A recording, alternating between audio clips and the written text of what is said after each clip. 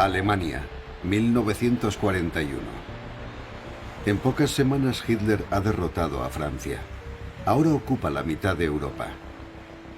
Está en la cima de su gloria.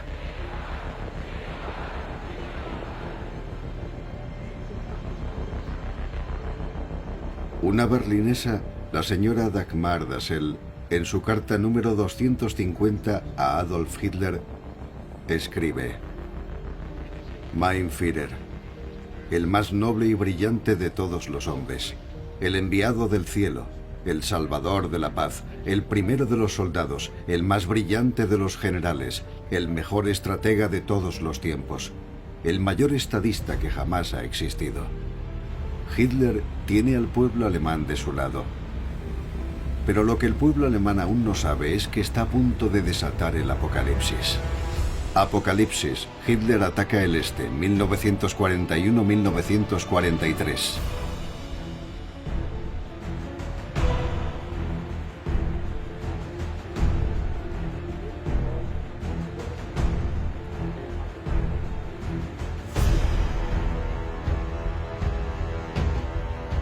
En sus discursos, Hitler ha proclamado siempre su odio a los eslavos, a los judíos y su deseo de destruir la Unión Soviética, como se conocía la Rusia comunista entonces. Quiere conquistar el este para darles a los alemanes lo que él llama el Der Lebensraum, el espacio vital. Para este espacio vital, su objetivo es el vasto territorio soviético, la patria de 200 millones de personas que la propaganda estalinista presenta como felices en sus coljoses o granjas colectivas, pero que en realidad viven aterrorizadas por un sanguinario dictador, Stalin. Ni Voroshilov en defensa, ni Stalin, ni Molotov en asuntos exteriores se consideran preparados para enfrentarse a Hitler.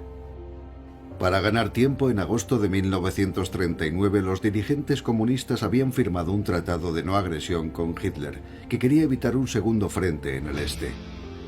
Pero Stalin cree que Hitler le atacará en cualquier momento. Dice: Hitler cree que es más listo que yo, pero soy yo quien lo va a engañar. Stalin no quiere un enemigo en el este, en Siberia. Quiere un pacto de no agresión con Japón, aliado de Hitler en el denominado eje Berlín-Roma-Tokio. En Moscú, el 13 de abril de 1941, el ministro de Asuntos Exteriores japonés, Yosuke Matsuoka, llega para firmar el pacto con la Unión Soviética. Tokio no quiere un conflicto con los rusos. Japón prepara un ataque contra los estadounidenses. Matsuoka recibe instrucciones de ser amable con Stalin. En un excepcional gesto de familiaridad, se fotografían cogidos del brazo.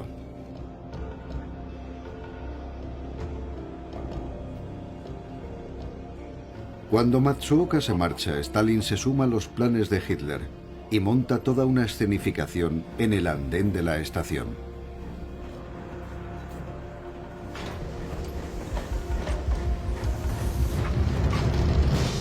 El 20 de abril de 1941, el Führer celebra su 52 cumpleaños en su convoy especial, confirmando a los dirigentes nazis su decisión de atacar a la Unión Soviética.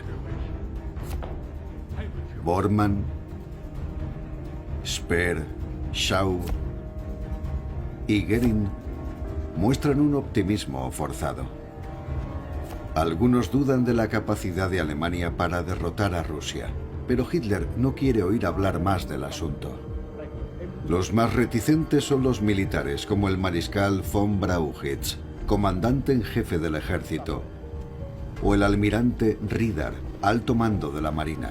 Muchos recuerdan a Napoleón, que perdió su imperio en la gélida estepa rusa. Hitler necesitará a todos sus soldados, incluso a los que saborean las mieles de su victoria en Francia. Aunque no anhelan otra conquista que no sea la de una bonita mujer francesa.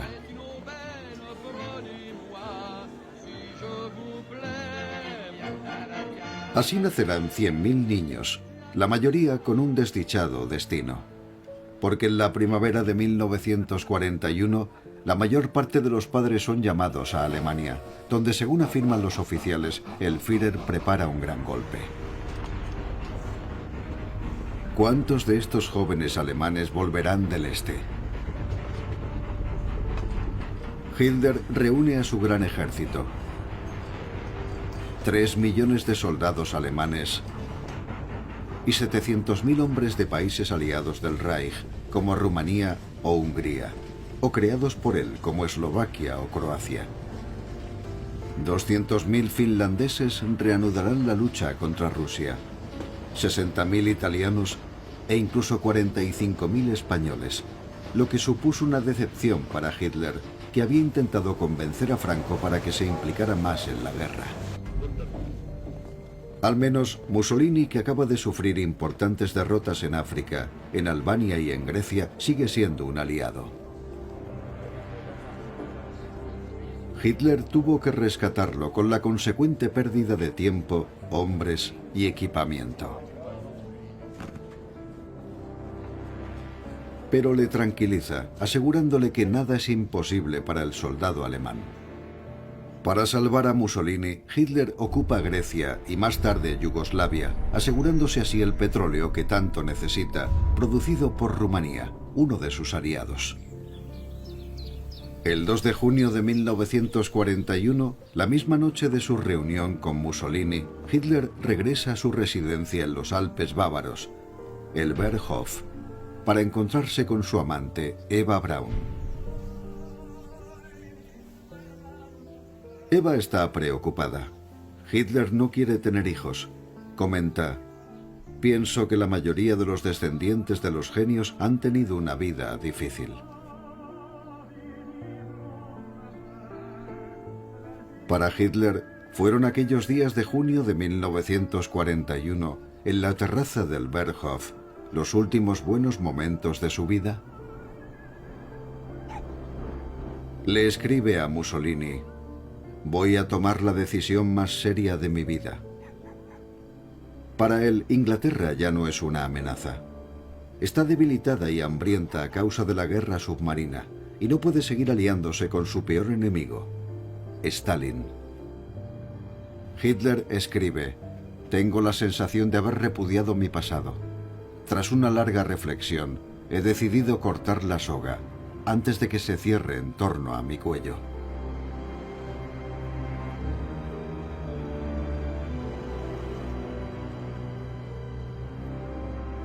Fija la fecha de la ofensiva contra la Unión Soviética para el 22 de junio. Le da un nombre en clave en honor a un gran emperador germánico, la Operación Barbarroja. Afirma que cuando comience la Operación Barbarroja, el mundo tendrá que contener la respiración. Hitler impone a los jefes de su Estado Mayor, Keitel y Jodl, una dispersión de las tropas contraria a los principios de la guerra. Al norte, hacia Leningrado, para asegurar el Báltico. En el centro, hacia Moscú, para derribar el régimen comunista. Al sur, hacia Kiev, y más al sur, hacia Bakú y su petróleo. Hitler necesita desesperadamente petróleo para su ejército motorizado.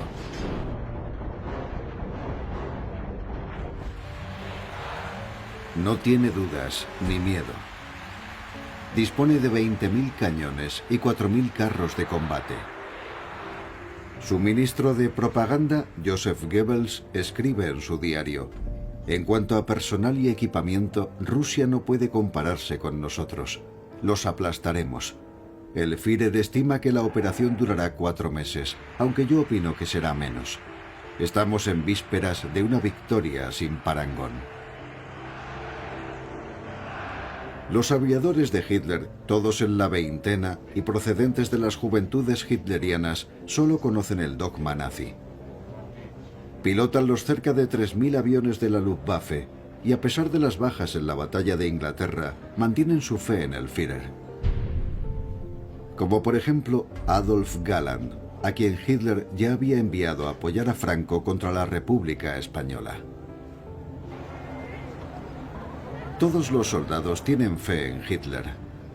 Todos le han jurado fidelidad.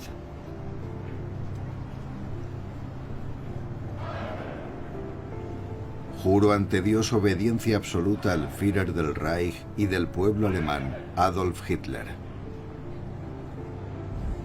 En Alsacia-Mosela, anexionada al Reich tras la derrota francesa de 1940, se incorporan hombres a las fuerzas alemanas, la mayoría de ellos contra su voluntad. Recibirán el apodo de Malgrenu, a nuestro pesar. Uno de ellos escribe: mientras marchábamos, cantábamos la marsellesa, pero en voz baja, entre dientes. Corren el riesgo de ser enviados a Struhhof, el espantoso campo de concentración nazi que acaba de instalarse en las afueras de Estrasburgo. 2000 de ellos son integrados por la fuerza en las SS. Heinrich Himmler, jefe de esta organización criminal, les hará jurar fidelidad a Hitler.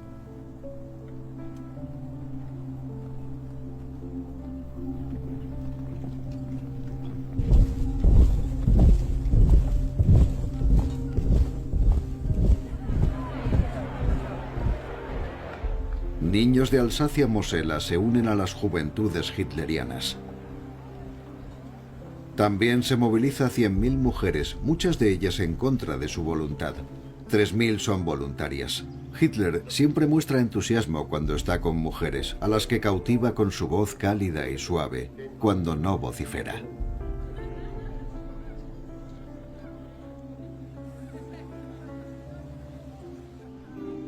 Uno de los Malgrenu, al que filmaron sus padres, es el alsaciano André Miller, de 19 años, vecino de Molsheim. Estudiante de medicina, será destinado como enfermero en un batallón de infantería que se dirige hacia el este.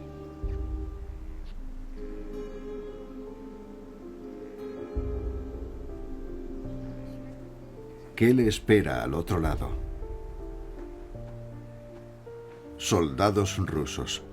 3 millones de soldados, pobres y campesinos, a los que los alemanes llaman Untermensch, infrahumanos.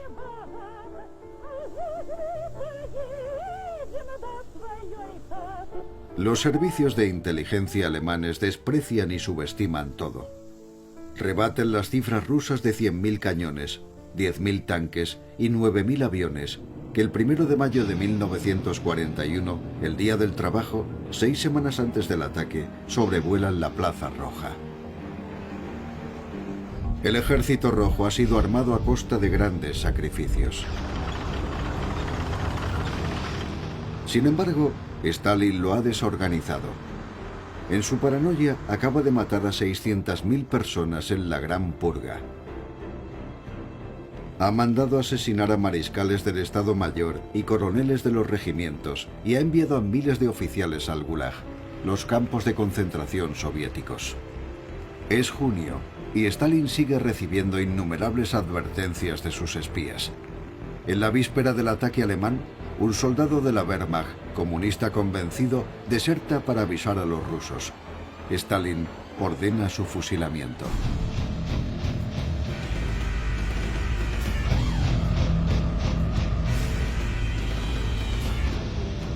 El domingo 22 de junio de 1941, a las 3 de la madrugada, sin declaración previa de guerra, el Plan Barbarroja entra en acción.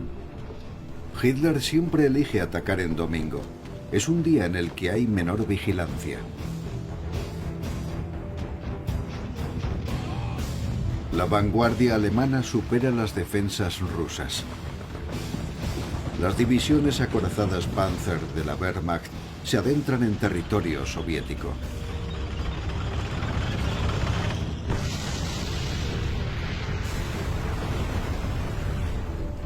Un soldado escribe: a derecha e izquierda de la carretera hay cadáveres rusos, tanques quemados por el impacto de los obuses y en su interior los cuerpos carbonizados de los soldados.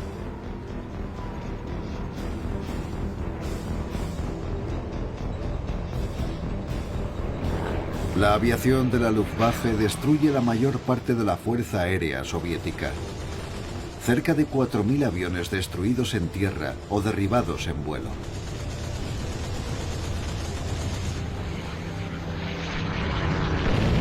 Los alemanes controlan los cielos desde el primer día del ataque. Los bombarderos en picado Stuka y sus terribles sirenas siembran el pánico y la devastación, como habían hecho un año antes en Francia.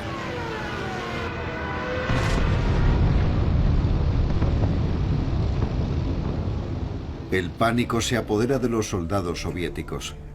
Entre ellos se encuentra Vasily Grossman, un gran escritor ruso.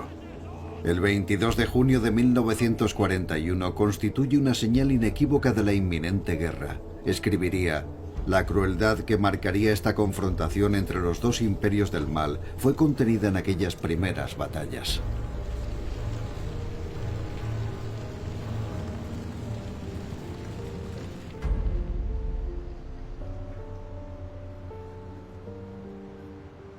En Berlín, el ministro de propaganda, Joseph Goebbels, pronuncia al amanecer un texto escrito por Hitler.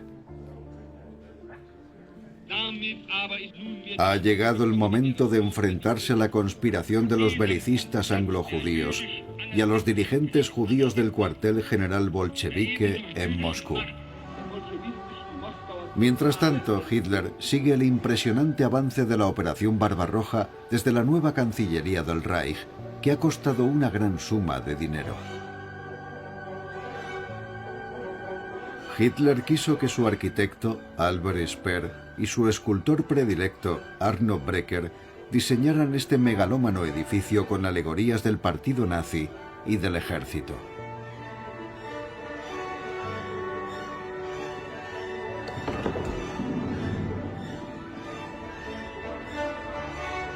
Tras atravesar interminables pasillos y cruzar monumentales puertas, los jefes de Estado deben caminar 150 metros sobre el resbaladizo mármol para llegar al enorme despacho del Führer. Un año antes, este mismo día, el 22 de junio de 1940, el armisticio con Francia había sido la mayor victoria de Hitler hasta la fecha. Y ese domingo 22 de junio de 1941, a las 2 de la tarde, se dirige al Estadio Olímpico de Berlín. El gran acontecimiento ya no es la Operación Barbarroja, sino la final del campeonato de fútbol del Reich entre el club alemán Schalke y el austríaco Rapid de Viena.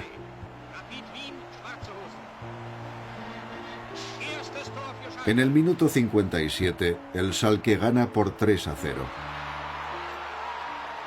Pero en un increíble giro de los acontecimientos, el Rapid de Viena marca 4 goles. Este no era el plan previsto. Berlín tenía que ganar. Hitler, furioso, no quiere aparecer en el reportaje. Para los nazis es un acto de resistencia de los jugadores austríacos, que serán enviados al frente oriental. En ese momento, el primer ministro británico, Winston Churchill, habla en la radio de Londres, la BBC. Hitler es un monstruo insaciable en su sed de sangre, dice. No le basta con tener bajo su bota a toda Europa y aterrorizarla con distintas formas de abyecta sumisión. Se dispone a perpetrar ahora su plan de carnicería y desolación en Rusia. La terrible máquina de guerra nazi que los pueblos civilizados hemos permitido tontamente construir no puede detenerse.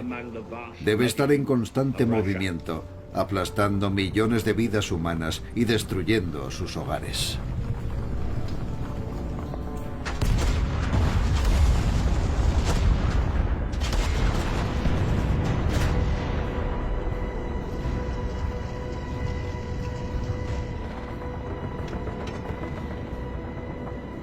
El 22 de junio de 1941, los alemanes rompen la débil resistencia rusa y avanzan 20 kilómetros a lo largo de este enorme frente, el mayor de todos los tiempos, desde el Mar Blanco hasta el Mar Negro. Es domingo en Moscú, todo está tranquilo. El Kremlin está vacío. ¿Dónde está Stalin? Todo permanece oculto en su régimen, sobre todo el pánico del gobierno soviético. Stalin se refugia en su dacha, su casa de campo secreta. Al principio se siente desolado, incapaz de reaccionar. Acto seguido llama a su hermana. Vete de inmediato, sal de Moscú. El gran Stalin tiene miedo de ser acusado y fusilado. Los baltos y los ucranianos destruyen sus efigies ante el avance de los alemanes, a los que reciben como liberadores del terror stalinista. Estas imágenes muestran cómo corren al encuentro de los tanques con ramos de flores. Zina Gutskaya, que a la sazón tenía 7 años, cuenta: vi al primer alemán de cerca. Era alto y con ojos azules. Me quedé sin respiración. Tan guapo y mata.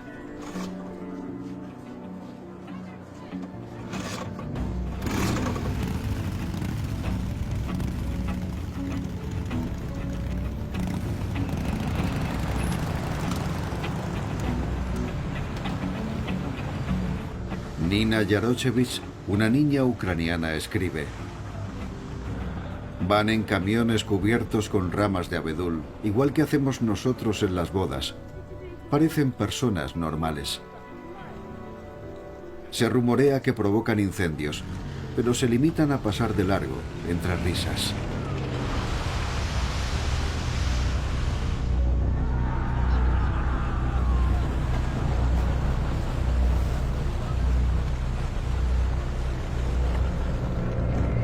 Un oficial del regimiento de infantería Gross Deutschland, que había masacrado a los tiradores senegaleses en Francia, escribe: podíamos percibir su miedo. Pero la mayoría nos aplaudían y gritaban que los estábamos liberando.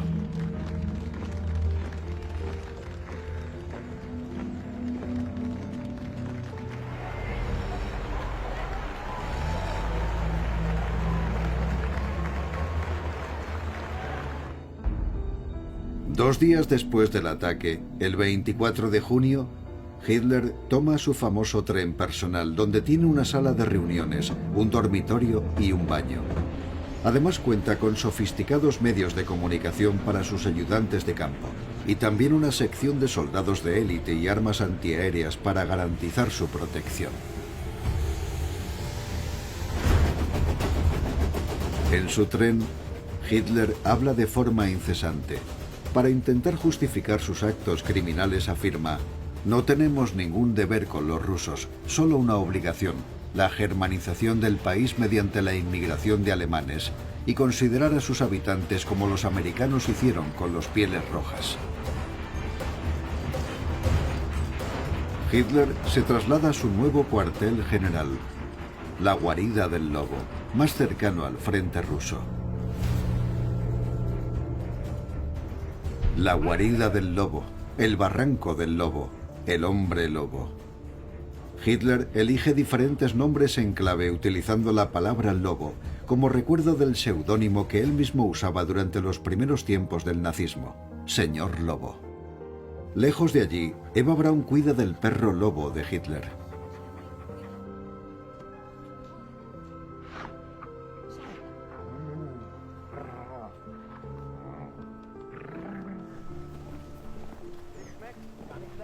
En la guarida del lobo se construye una terminal de tren. Cuenta con una vía y está rodeada de árboles artificiales y un campo de minas. Sobre una superficie de 3.000 metros cuadrados, una docena de fortines con puertas de acero alojan a los miembros del Estado Mayor. La vivienda de Hitler es bastante austera. Pero eso no le impide tomar té y pasteles a las 4 de la tarde. Hitler, estricto vegetariano, jamás prueba el alcohol. Sin embargo, los ministros, los mariscales y el resto de invitados aprecian el champán que les ofrece a Ribbentrop, ministro de Asuntos Exteriores y ex representante de una marca de champán francés. Hitler detesta este lugar. Aunque está perfectamente camuflado, se ha construido sobre un terreno pantanoso para absorber el impacto de las bombas, lo que lo convierte en un lugar húmedo e insalubre. Y Hitler, debido al sufrimiento que padeció en las trincheras durante la Primera Guerra Mundial, no lo soporta. Las noticias sobre la Operación Barbarroja, en cambio, son cada vez más halagüeñas. Hitler nombra un ministro para los territorios ya ocupados en el Frente Oriental, Alfred Rosenberg, un teórico que preconiza la lucha a muerte contra el bolchevismo, que le transmite su inquietud a Hitler.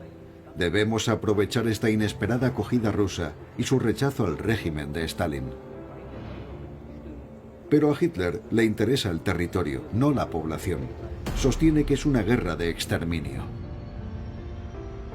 Le dice a sus generales: debemos olvidar el concepto de camaradería entre soldados. Un comunista no es un camarada, ni antes ni después de la batalla. Insiste, es una guerra de exterminio.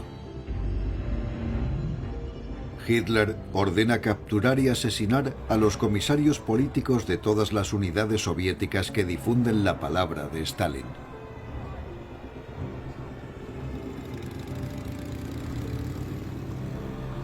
Y comienza de inmediato la caza de los judíos.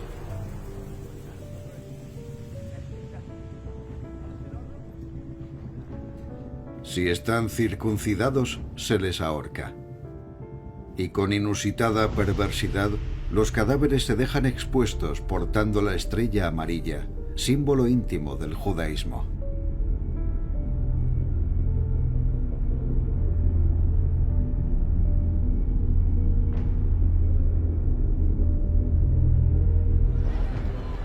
Esta gran masacre, que comienza el 22 de junio de 1941, no es llevada a cabo solo por unidades especializadas como los Einsatzgruppen, sino también por soldados del ejército alemán. El autor italiano Curcio Malaparte, corresponsal de guerra en aquel entonces, trata de explicarlo en su libro Caput. Los alemanes no temen a los hombres fuertes que se enfrentan a ellos con valor. Temen a los desarmados, a los débiles, a los enfermos. Lo que impulsa a los alemanes a cometer los actos más despiadados, con fría, metódica y científica crueldad, es el miedo a los oprimidos, a los ancianos, a las mujeres y a los judíos.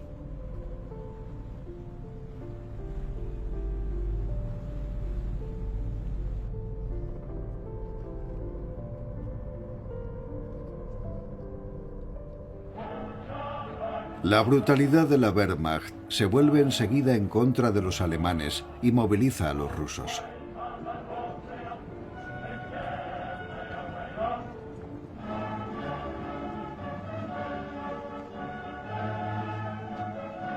Este levantamiento popular acerca al pueblo soviético a su régimen, cuya voluntad hasta ese momento solo se imponía mediante el terror. Elena Kovalenskaya, una joven campesina de 18 años de la región de Smolensk, se alista de inmediato. Lo explica así: me invadió un odio instantáneo, un odio terrible. ¿Cómo se atrevían a pisar nuestra tierra? ¿Quiénes eran? ¿De dónde venían? Lo único que sentía en mi corazón era odio. El fervor se desbordaba dentro de mí. Me fui a casa y mi madre se quedó sola con la vaca. Y todos corean al unísono la misma canción, La Guerra Sagrada, escrita el mismo día de la invasión. Se inspiran en la heroica resistencia de Brest-Litovsk, la fortaleza sitiada en la ruta hacia Moscú. Los soldados de Hitler tienen que enfrentarse a las tropas del Comisariado del Pueblo para Asuntos Internos, formadas por policías y tipos duros, atrincherados en la ciudadela. Su resistencia se prolonga durante 6 días, provocando el retraso de la Operación Barbarroja.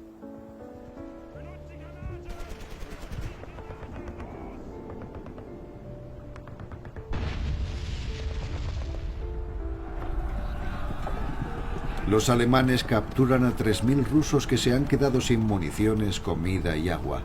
Pero un centenar seguirá luchando durante casi un mes entre las ruinas, como fantasmas, hasta el final. El 30 de junio, Stalin regresa al Kremlin. A los dirigentes comunistas les dice: nos han machacado bien. ¿Cómo puede cambiar la situación? Lo primero es tranquilizar al mundo. Aprovechando la visita en Moscú de una famosa fotógrafa estadounidense, Margaret Bourke-White, Stalin la invita al Kremlin. Estas fotografías no se publicarán. En ese momento Estados Unidos considera a Stalin un dictador y habrá que esperar hasta 1943 para que la revista Life lo honre en su portada, momento en el que ya se ha convertido en un aliado indispensable y por tanto respetable. Pero en 1941, Margaret Bourke-White, grabada por las cámaras de noticias soviéticas, se muestra impresionada, aunque cauta. Declara: lo más importante de mi estancia en Moscú fue el día en que fotografié a Stalin. Tenía ante mí a un hombre humilde, bastante pequeño, con un rostro tan serio que pensé que estaba esculpido en granito, hasta que sonrió. Me sorprendió el encanto y la humanidad de aquella sonrisa. Pero Stalin sigue siendo Stalin, y su represión se recrudece. Ordena a la policía política la creación de tribunales militares.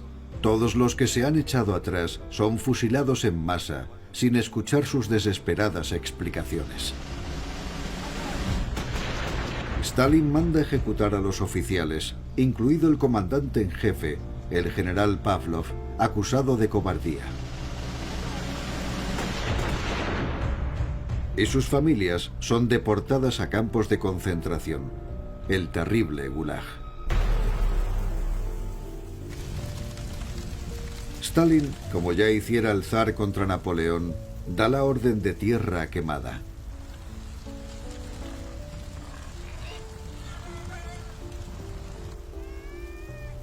La Wehrmacht, así como el ejército imperial francés, no encontrarán nada, ni ganado, ni comida, ni cobijo.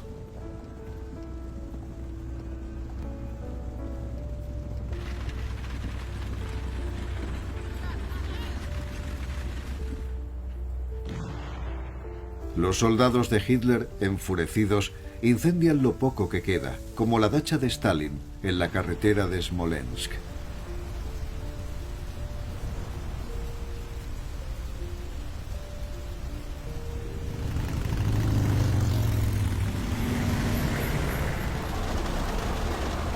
El avance alemán continúa, pero con signos preocupantes. El calor de este clima continental es insoportable, y las carreteras, en realidad caminos polvorientos, no son aptos para grandes unidades motorizadas.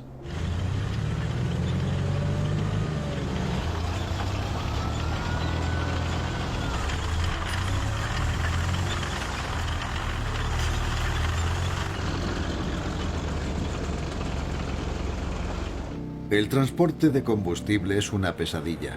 Por cada litro de gasolina suministrado se consumen 4.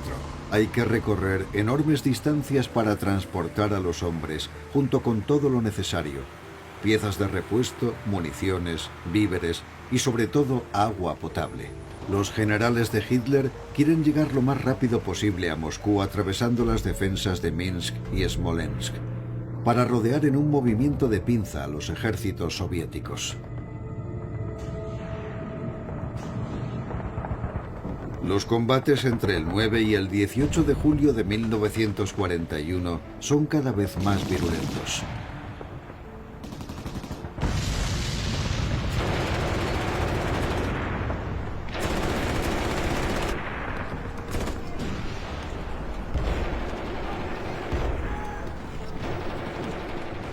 August von Kageneck, un joven teniente que se encuentra en dificultades a bordo de un vehículo de reconocimiento armado, escribe: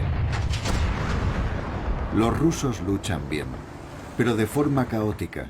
Sus tanques son inferiores a nuestros Panzers. Nuestra fuerza aérea los desmoraliza. De vez en cuando sus aviones se deciden a atacarnos, pero pronto caen derribados.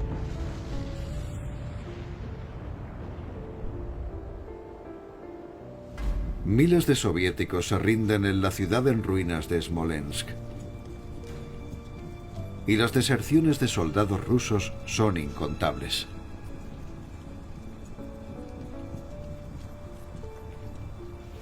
El mariscal de campo von Bock, comandante en jefe del grupo de ejércitos centro, escribe: mi coche pasa junto a una fila interminable de estos pobres desgraciados, devastados por la fatiga y el hambre.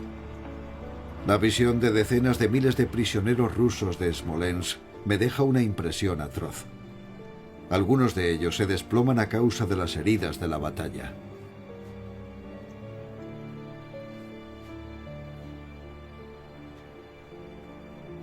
Hitler deja morir de hambre a sus prisioneros, que se cuentan por millones. Dijo que lo haría y lo cumple. Pero este crimen de guerra servirá para alimentar la resistencia soviética. El Ejército Rojo demuestra una asombrosa capacidad de reconstrucción.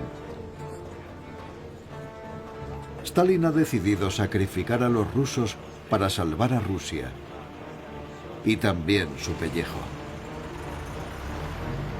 Ordena a las unidades cercadas que se refugien en los bosques y que formen con los campesinos y los obreros grupos de partisanos para hostigar y sabotear la retaguardia de los alemanes. Todos prestan el mismo juramento. Juro ser valiente, disciplinado y voluntario, y no mostrar piedad con el enemigo. Son igualmente despiadados con los traidores, a los que ahorcan mientras les gritan: «Abajo las serpientes fascistas».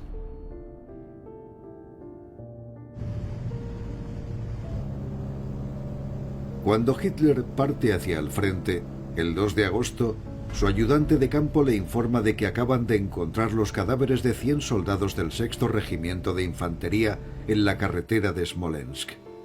Los rusos les han arrancado el corazón estando aún con vida. Hitler comenta: «Esto dejará bien claro a los generales que no podemos mostrar ninguna clemencia con los rusos». El teniente von Kageneck escribe: «Comprendimos que estábamos librando una batalla a muerte, con muy pocas esperanzas de escapar. Nos esperaba una guerra despiadada».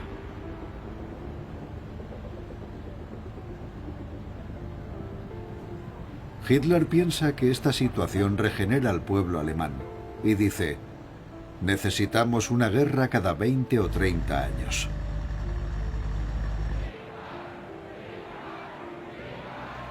Hitler se enfrentará ahora a sus generales, que no están de acuerdo con él. Quiere detener la ofensiva en Moscú para rodear a los rusos en Kiev. El mariscal von Bock y el prestigioso general Guderian intentan convencer de nuevo a Hitler de que no conviene dispersar sus fuerzas, a lo que Hitler replica: «Quiero arrasar Kiev y crear en su lugar un lago artificial». Guderian escribirá más tarde: «Ese fue el mayor error de Hitler». Guderian, en su vehículo de mando marcado con la letra G, como todo su ejército, parte con sus Panzers en dirección a Kiev. Le apodan Schneller Heinz, Heinz el Rápido. Los camiones de suministros apenas pueden seguirle el ritmo, sobre todo las cisternas de agua potable. Sus soldados, que se ven obligados a beber cualquier cosa, enferman de disentería. Incluso Hitler sufre violentos ataques de diarrea. También padece insomnio e intensas migrañas debido a su alta presión arterial. Su médico le dice que es psicosomático. ¿Será el peso de la guerra demasiado abrumador para el señor Lobo? El 26 de agosto, en la guarida del Lobo, Hitler da la bienvenida al tren especial del Duce, cuya visita el Führer parece siempre feliz de recibir. La noticia merece una sonrisa, pero Hitler presenta sus condolencias a Mussolini, que acaba de perder a su hijo menor, piloto de bombarderos, en un accidente. Para animarle, Hitler organiza una pequeña visita a las ruinas de la fortaleza de Brest-Litovsk, una parte de la cual permanece aún vedada. Visiblemente feliz, Hitler enseña a Mussolini el material incautado, que observa con inquietud. Se supone que los rusos no disponen de armamento tan pesado.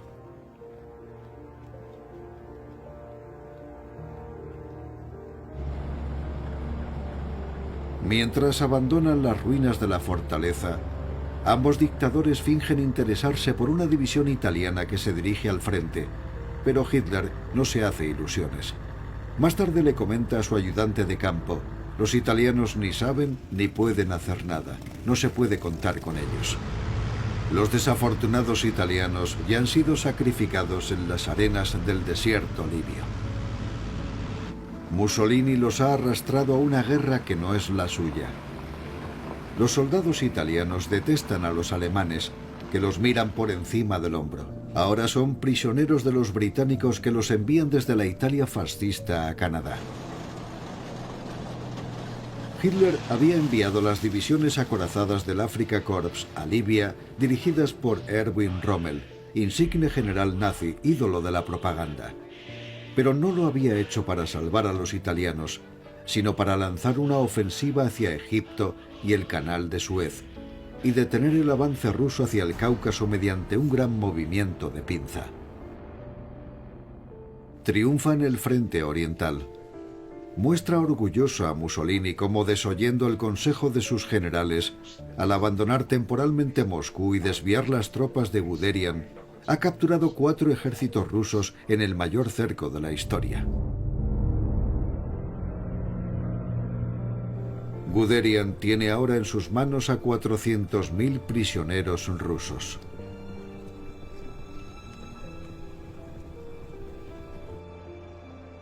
Están muriendo de hambre debido a las famélicas raciones del Ejército Rojo. 200 gramos de pan al día. Guderian decide darles el rancho de sus soldados, algo inusual y contrario a los deseos de Hitler. Pero Guderian se lava las manos de lo que les ocurra después.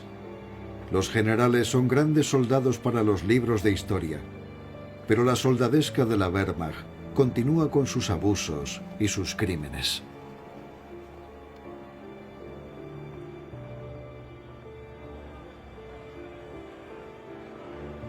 El general Guderian ataca las últimas defensas rusas que rodean la ciudad de Kiev. La toma de la capital ucraniana retrasa un mes el objetivo principal del ejército alemán, el camino hacia Moscú.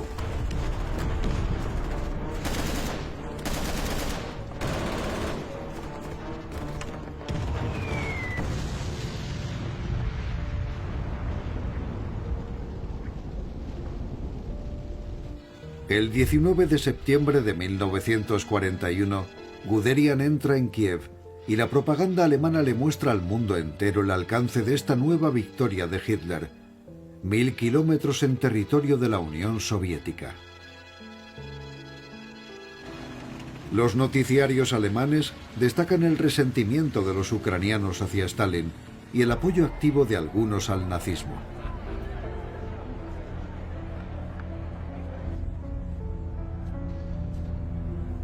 Sin embargo, la mayoría de la población está horrorizada, como atestigua Vasily Grossman en sus diarios de guerra, donde escribe: lloran. En cuanto empiezan a hablar se les saltan las lágrimas y uno no puede evitar sentir ganas de llorar también. ¡Qué tragedia! El 29 de septiembre, 30.000 judíos son conducidos hasta un barranco que separa 2 distritos de Kiev, conocido como Babi Yar, el barranco de la abuela. Todos ellos, junto a miles de sus hijos, son despojados de su ropa para venderla. El teniente alemán Horst Pilz, testigo de la masacre, escribe: vi cómo estallaban las cabecitas de los niños. A los judíos que iban a ser ejecutados después, se les obligaba también a presenciarlo. Se oían terribles gemidos, rezos y lamentos. Los niños eran los que más lloraban y gritaban a pleno pulmón. ¿Cómo se puede hacer algo así? Decenas y decenas de miles de personas fueron asesinadas en pocos días en Babi Yar, Lubny, Minsk y otros cientos de lugares de tortura. 1,5 millones de hombres, mujeres, ancianos y niños son asesinados a balazos en este holocausto, hasta que los dirigentes nazis deciden que todo va muy lento y se malgasta demasiada munición. Luego vendrán los campos de exterminio, las cámaras de gas, los crematorios. Y 6 millones de víctimas. El soldado Hermann Giesen, fotógrafo del batallón 105 de infantería, escribe a su esposa: «Los judíos están siendo completamente erradicados. Querida Hannah, no pienses demasiado en ello. Hay que hacerlo». ¿Cómo ha podido Hitler inculcarles tanto odio y tanta violencia? Luego añade: «Estos hombres de aquí son algo totalmente ajeno a nosotros, y no siento nada en absoluto por arrasar Kiev, Moscú y San Petersburgo». San Petersburgo, el nombre de la antigua capital del zar, pasó a llamarse Leningrado, la ciudad de Lenin, en honor al guía del comunismo. La ciudad había conservado el encanto de la vieja Rusia hasta la llegada de los alemanes.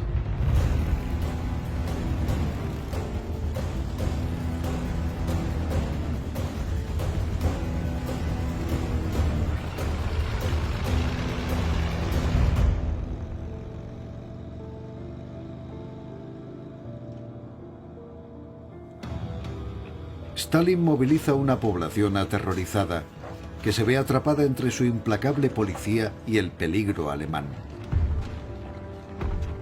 Día y noche, mujeres y niños, jóvenes y ancianos, cavan frenéticamente 1000 kilómetros de zanjas antitanque alrededor de la ciudad.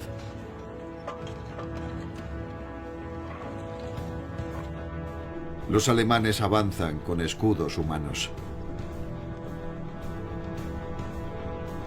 Stalin declara: «Esa escoria alemana se acerca a Leningrado, empujando a los civiles delante de ellos. No debemos ser sentimentales, sino disparar contra el enemigo y sus cómplices, sean voluntarios o no. La guerra es inexorable. Trae la derrota a aquellos que muestran debilidad. No podemos mostrar piedad». Con civiles o sin ellos, el Ejército Rojo dispara sin contemplaciones.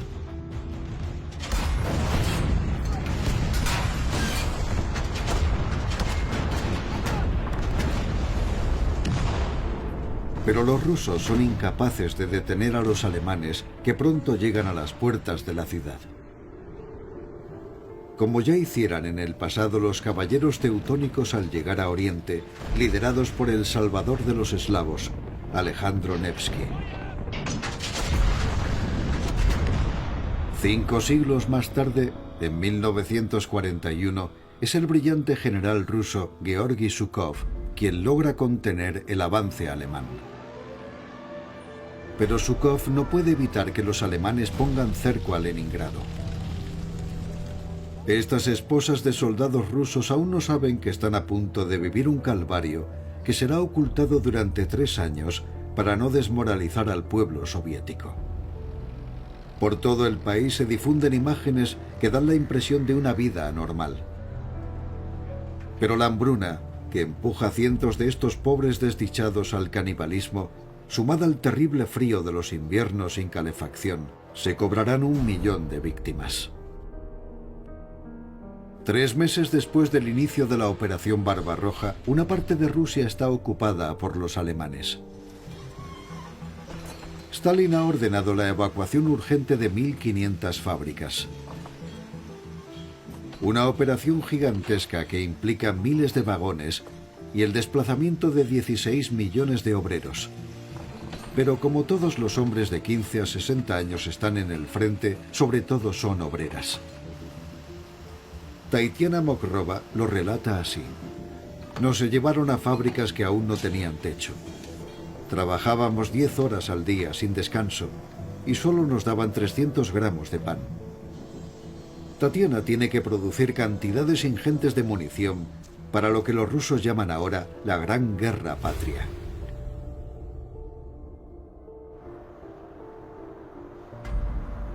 En el cielo de Moscú aparecen unos grotescos globos antiaéreos. Junto con las barricadas de la desesperación. En el Kremlin se instala la duda. Stalin confía a su entorno. El enemigo se acerca a la capital. No tenemos fuerzas suficientes para defenderla. Necesitamos un respiro. Debemos sondear el terreno en el lado alemán. Stalin plantea entonces la idea de una paz negociada, como en 1918. Hitler duda. Los soldados de la Wehrmacht están agotados. ¿Pero se detendrá? Hitler no retrocede. El 3 de octubre de 1941 proclama: «Hoy puedo decir que nuestro enemigo ha hincado la rodilla y jamás volverá a levantarse». Suena el himno. Alemania. Alemania por encima de todo. ¿Hasta dónde llevará Hitler a Alemania?